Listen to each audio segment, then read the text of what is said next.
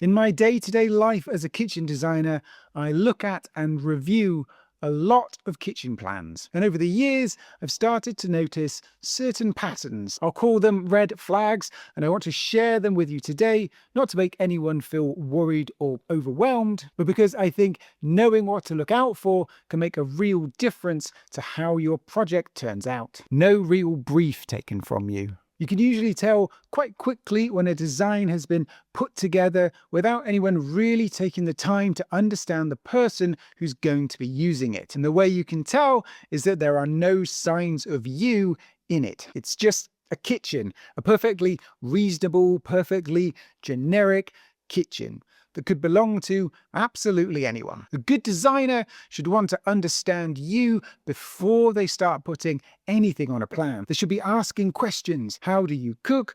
Do you bake a lot? Do you have young children? Do you work from home and need the kitchen to double up as somewhere you spend a lot of time during the day? What drives you mad about your current kitchen? What do you love about it? Because the answers to those questions are what turn a generic kitchen into your kitchen. Those conversations haven't happened. It's worth raising it. Ask them to walk you through their thinking. And if the design doesn't seem to reflect how you actually live, don't be afraid to say so. Ideas being shut down without proper exploration. This one comes up more often than you might expect, and I think it can be quite an uncomfortable one if you're not sure whether to push back or not. You have an idea, something you've seen, something you love, something you've been thinking about for the whole project, and the response is just no. It can't be done. It won't work. Now, of course, not everything is possible. There are genuine constraints in kitchen design, and sometimes something really can't be done the way you're imagining it. But a good designer will always try to explore it properly first. They'll think it through, explain clearly why something won't work if it won't, and offer you alternatives that get you as close to what you want as possible. What you're looking for is someone who's genuinely trying to find a solution with you, not someone who just finds it easier to say no. If you feel like your ideas are being dismissed without a real conversation, it's absolutely okay to ask why. Ask them to explain their thinking. Ask if there's another way to achieve something similar. Most of the time, with a bit of creative thinking, there is a way, and you deserve a designer who's willing to look for it. The kitchen has been designed in isolation. This is one I see a lot, particularly in open plan spaces and extensions. A really telling sign of this is when the plan only shows the kitchen units, even though the kitchen opens out into a much larger space. The dining area, the living room space, none of it has been considered. In an open plan kitchen especially, the design really needs to think about the whole room. How does it look from the other end of the space? Where do the sight lines fall when you're sitting at the dining table? How do people move through the room, in and out of the kitchen, past the island, between the cooking area and wherever they're going next? A kitchen that's been designed without any of that thinking can end up feeling disconnected from its surroundings, even if all the practical elements are perfectly fine. It's worth asking your designer to show you how the kitchen sits within the full space, not just the cabinet layout in isolation. No real conversation about appliances. Appliances have a huge impact on how a kitchen actually functions, and yet they're often treated as a bit of an afterthought. The sign of this is usually a plan where appliances have just been dropped in as standard without any real discussion about what you actually want or need. No conversation about whether you'd like a range cooker or a more contemporary built-in setup. No discussion about induction versus gas. No questions about whether a steam oven, a warming drawer, or a boiling water tap might actually be something you'd love. Appliances are some of the most important decisions in a kitchen. They affect the layout, the budget, the way you cook, and the way you use the space every day. If that conversation hasn't really happened, it's worth initiating it yourself.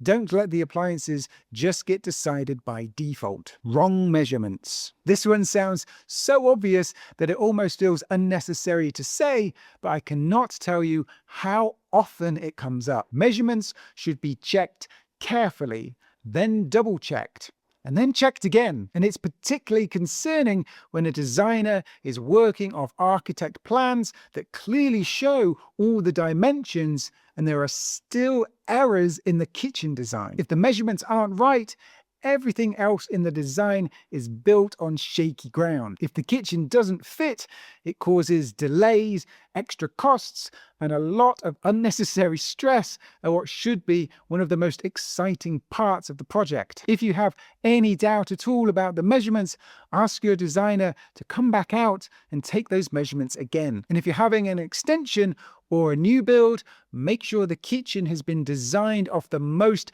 up-to-date drawings available. And then, as soon as is humanly possible, make sure that designer is on site taking the real-world measurements as well. Architectural details being ignored. Every kitchen has its quirks: a soil pipe in an awkward position, a ceiling that starts to slope over a part of the run, a beam or a lintel that reduces the height in one area, a structural wall that just can't be moved. These things exist in almost every real kitchen, and a good design accounts for them. What I see sometimes, though, is a plan where the cabinets have been placed as if the room is a perfect, empty, uninterrupted square box. No acknowledgement of the constraints that are clearly visible on the architect plans, or that would have been obvious if anyone had properly assessed the space. The problem is that these things don't go away.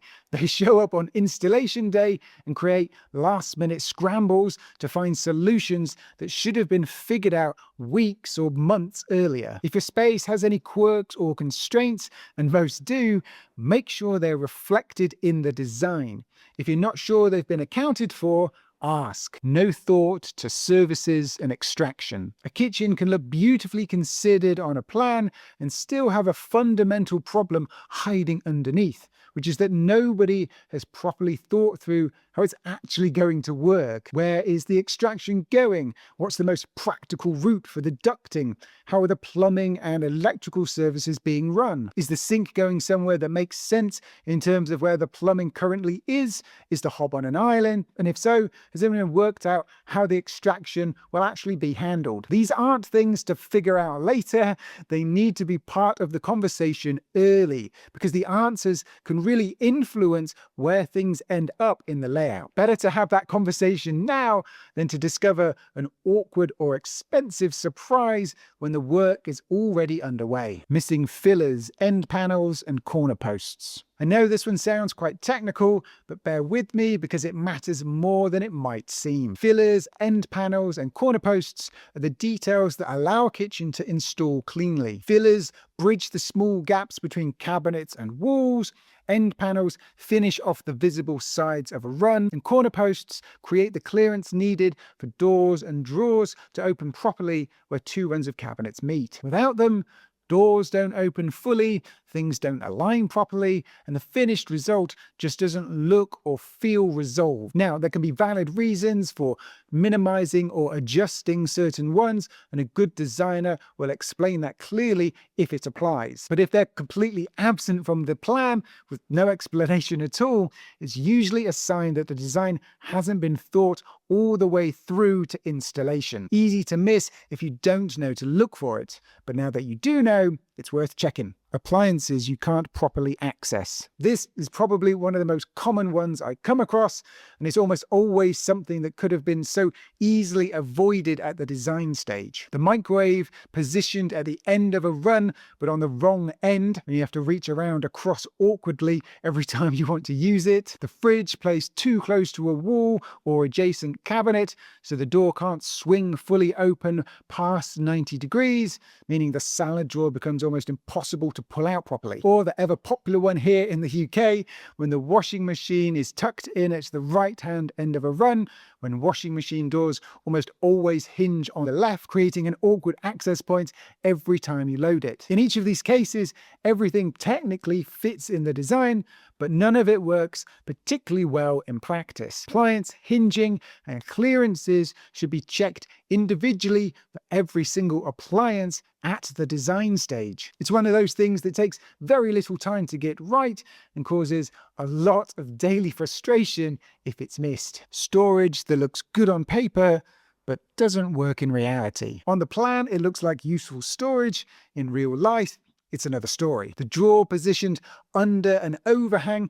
where there simply isn't enough clearance for the drawer to open more than a couple of inches past it. That drawer is essentially unusable. Or really slim, hinged door cabinets, so narrow that the door barely opens, and even when it does, there isn't enough space inside to store anything useful. If a cabinet is that slim, it should probably be a pull-out rather than a hinged door. The principle here is simple. If a cabinet can't be used properly, it shouldn't be there as it is. Storage that looks good on a plan but doesn't function in real life isn't actually adding anything to your kitchen, and in some cases, it's actively getting in your way. Island seating that doesn't really work. This one is another classic example of something that photographs beautifully and then turns out to be less comfortable than expected in real life. Breakfast bar seating with no proper legroom, so you're perched awkwardly at the edge rather than sitting comfortably. Stools crammed in too tightly, so getting in and out requires a bit of a maneuver every single time, and you're elbow to elbow with your neighbours. Or seating placed right in the middle of a high traffic zone, so every time someone walks through the kitchen, they're squeezing past whoever's sitting there. It's one of those things that looks great in a 3D render, and then in practice, people end up not really using it the way they imagined. Good island seating needs proper knee clearance under the overhang, enough space between each stool, and a position in the room that doesn't interfere with the natural flow of the kitchen. If you're planning seating into your kitchen, it's worth spending a bit of time making sure those dimensions have been properly thought through and not just assumed. I want to finish by saying something that I think is quite important, because I don't want this video to leave you feeling anxious about the design process. Not every kitchen designer gets everything right every time. It's a complex process with a lot of moving parts, and genuine mistakes do happen. What I really want you to take away from this is just a bit more awareness, an understanding of the things worth looking for, the questions worth asking, and the moments in the process where it's okay and important to slow down and make sure everything is right before you move forwards. Because the things I've talked about today are all far easier to address at the design stage than they are once the kitchen is in. So, have you spotted any of these red flags in your own kitchen design experience? Or is there something I haven't mentioned that you think deserves to be on the list? Let me know in the comments below. Hopefully this is another one of those topics where the comment section can be really useful for everyone watching. If you enjoyed this video, I think you'll find this one really helpful too, where I talk about some more kitchen design tips. As always, thank you so much for watching, and I'll see you in the next one.